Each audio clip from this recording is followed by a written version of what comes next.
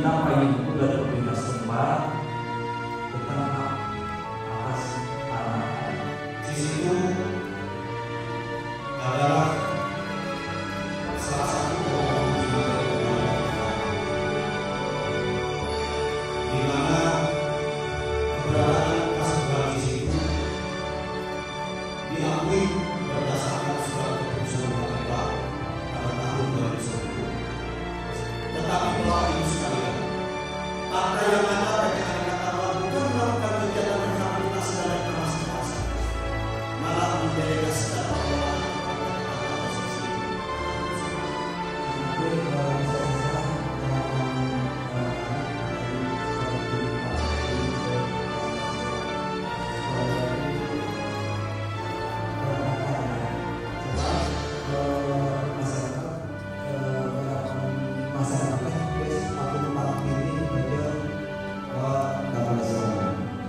Sedangkan mayoritas mata pencaharian di kami itu tergantung pada ekonomi dan tergantung pada kaum laki-laki. Masyarakat Cirombang, pertanian yang lahan pertanian tersebut sebagian besar di kawasan iklim PN. Berbagai hal konflik yang ada di Kasepuhan Kampung Karang diawali dengan perpindahannya perhutani ke Taman Nasional. Dan di sini di tengah-tengah ini sudah mempunyai SPT di sini. Teman-teman dari kawasan memperjuangkan menjadikan itu rekomendasi kita kawasan. Jadi tidak ada bahwa betul di Perda nomor 22 tahun 2012 dan pertanian kemudian salah satunya adalah eksekutif dan legislatif.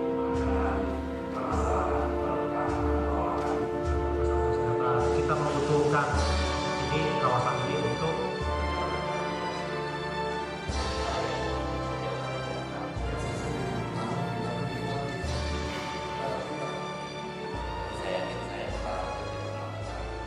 Kekhasan dari proses hari ini adalah kelima kelompok masyarakat hukum adat di Kasepuhan ini mempunyai problem yang sama, yaitu mereka mempunyai permasalahan dan bahkan menghadapi satu konflik yang sudah terjadi dan mungkin terjadi dengan Taman Nasional.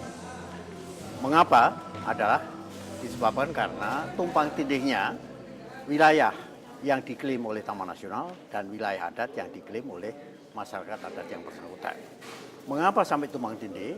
Adalah karena ketiadaan peraturan perundang-undangan, khususnya Perda, yang menetapkan tidak saja pengukuhan keberadaan masyarakat hukum adat yang bersangkutan, beserta wilayah adatnya masing-masing. Inilah sebab utama dari terjadinya konflik dan masalah yang sudah timbul sejak 1992. Menurut kami hal yang paling menarik dari dengar keterangan umum di wilayah Jawa ini di Lebak ya. Yang pertama bahwa pemerintah daerah mengakui keberadaan dari Kasepuhan sebagai masyarakat adat. Itu terlihat, jadi ada SK Bupati, ada Perda, walau ada juga Kasepuhan yang belum diakui. Itu yang kita dorong tadi untuk ada segera Perda pengakuan. Itu yang menarik saya pikir, karena di 3 region lain itu kita belum temukan. Secara umum terjadi bahwa Kementerian Kehutanan mengakui bahwa belum ada mekanisme yang mereka buat untuk memastikan partisipasi perempuan dalam pembuatan kebijakan terkait peralihan fungsi lahan dan hutan adat. Jadi itu belum ada. Sehingga perempuan kerap tidak mengetahui apa yang terjadi terhadap lahan dan hutan adat mereka.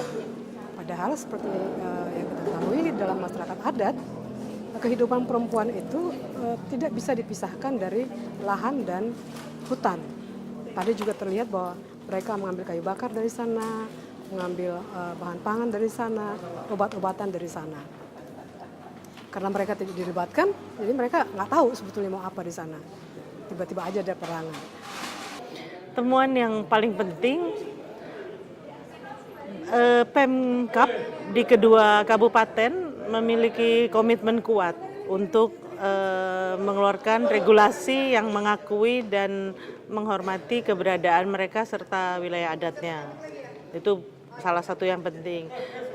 Yang kedua, temuan penting lainnya adalah ketidaktahuan atau ketidakmautahuan dari kalangan Pemkab maupun Taman Nasional tentang sejarah panjang dari relasi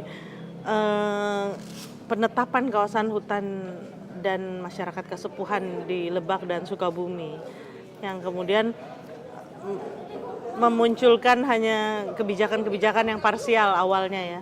Tapi syukurlah udah ada komitmen untuk mengoreksi itu. Kalau ke pemerintah pusat, Kementerian Kehutanan, rekomendasi saya ada satu upaya merevisi Undang-Undang 590 tentang konservasi sumber daya alam hayati yang belum didasarkan pada konservasi berbasis rakyat. Karena temuan kita di sini maupun di daerah-daerah lain, tidak ada taman nasional yang tidak ada manusia di dalamnya. Itu yang pertama. Yang kedua, kepada pihak TNGHS dan juga tentunya taman nasional lain untuk mengembangkan SOP atau standar operasional prosedur tentang bagaimana berelasi dengan masyarakat adat, yang harusnya kemudian disebarluaskan, dilembagakan, bukan hanya menjadi kebiasaan individual gitu, tapi bagaimana sikap Taman Nasional dari kepala balai sampai ke Polhut sampai ke petugasnya semua sama dalam mensikapi masyarakat adat.